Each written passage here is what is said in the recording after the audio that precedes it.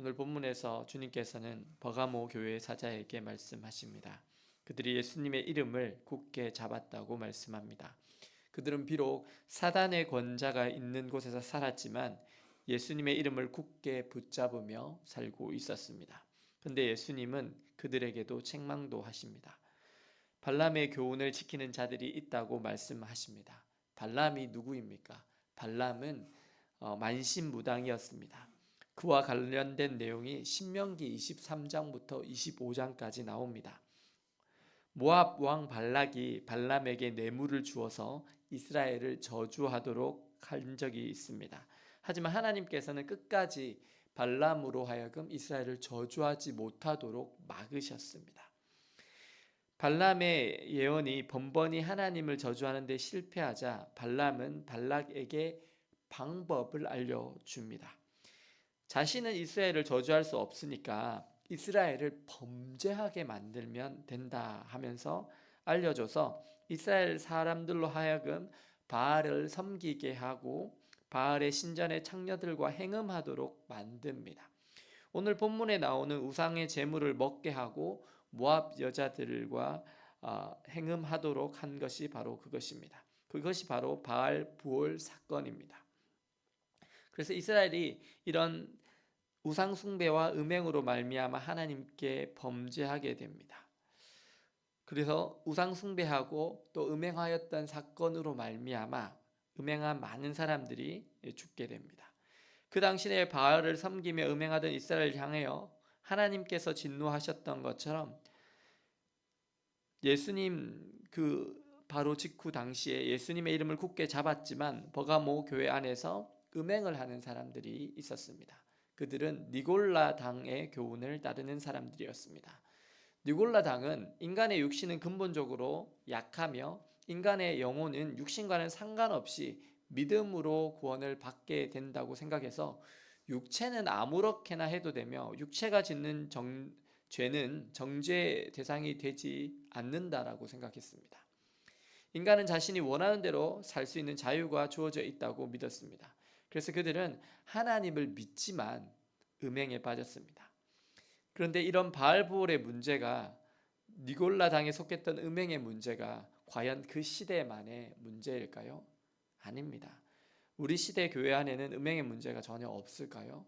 아닙니다. 많습니다. 말로 할 수 없는 많은 음행들이 교회 안에서도 일어났습니다.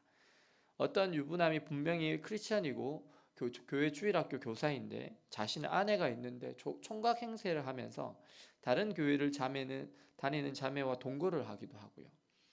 또 계단이 높은 지하철역에서 몰카범이 있어서 몰카범을 잡았어요. 그랬더니 이게 신학생이었던 적이 있어가지고 뉴스에 나온 적도 있습니다. 또한 사역자들의 성추행 및 성폭행 문제들이 있었습니다. 예전에 아주 청년 사역을 잘 하시는 S교회 아주 유명한 제이 목사님이 성폭행 및 성추행 사건이 있어서 그 교회에서 사임하셨습니다. 그리고 홍대 쪽에서 새로 교회를 개척하시기도 했습니다.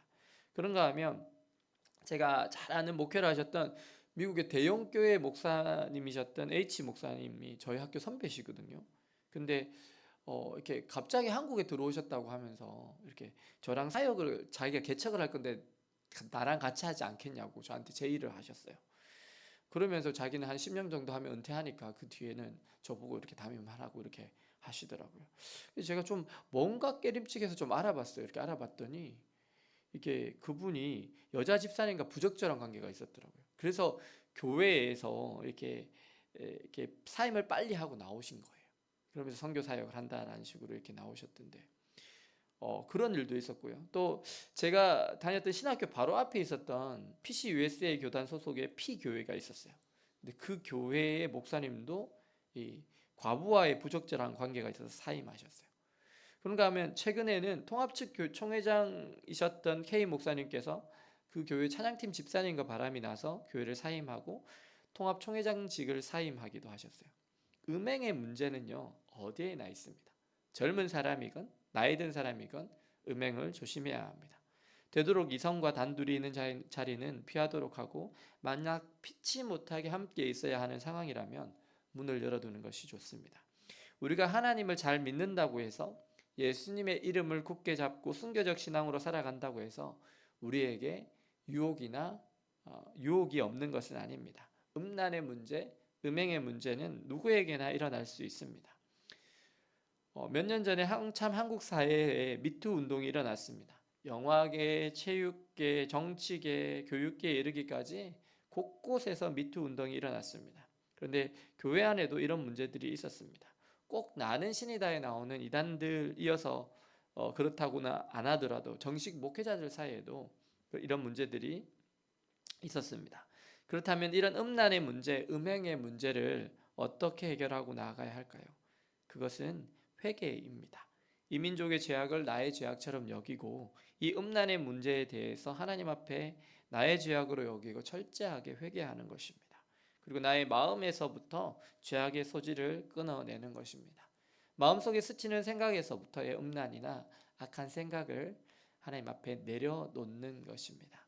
선한 사람은 그 마음에 쌓은 선에서 선을 내고 악한 사람은 그 마음에 쌓은 악에서 악을 냅니다. 마음에 가득한 것이 밖으로 나옵니다. 우리는 거룩한 예수 그리스도의 신부입니다. 주님은 우리에게 거룩하고 순결한 신부가 되기를 원하십니다. 죄악과 피 흘리기까지 싸우기를 원하십니다. 물론 우리가 죄를 안 짓는 것은 아닙니다. 하지만 하나님은 우리가 모든 노력을 다해서 죄악과 피 흘리기까지 싸우는 삶을 원하십니다. 오늘 살아계신 주님 앞에서 우리의 모든 힘을 다해서 죄악과 싸우심으로 주님이 주시는 능력으로 죄악 세상을 이기시는 순결한 그리스도의 신부로 살아가시는 저와 여러분들 되시기를 예수님의 이름으로 축원합니다. 기도하시겠습니다.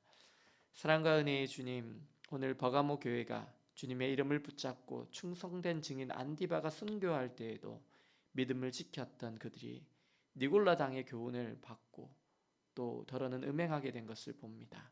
주님, 이 시대의 교회 안에도 음란한 것들이 들어와 있습니다. 주님, 불쌍히 여겨 주옵소서. 저희들이 음행을 멀리하며 성령으로 충만하여 살게 하여 주옵소서. 무엇보다도 마음을 지켜 이 시대와 민족 가운데 그리스도의 순결한 신부로 살게 하여 주옵소서. 예수 그리스도의 이름으로 기도드립니다. 아멘.